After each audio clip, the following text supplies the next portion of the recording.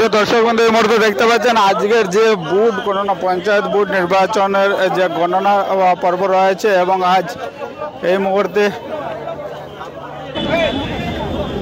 শিলচর আইএসবিটির সম্মুখে প্রচুর জনগণের ভিড় রয়েছে। আজকের যেমনভাবে পঞ্চায়েত নির্বাচনের বুথ গণনা কেন্দ্র চলছে, সকাল 8 ঘটিকা থেকে অনেকজনের ভাগ্য রয়েছে বাক্সবন্দি এবং সেগুলো জানার জন্য। এবং বাইরে যারা সমর্থকরা রয়েছেন বা পার্টিগত দলীয়গত বা জনগণ রয়েছেন, তারা সবাই উৎসুক তাকিয়ে রয়েছেন কবে রেজাল্ট আউট হবে এবং কখন সমস্ত বিষয়ে জানতে পারবেন।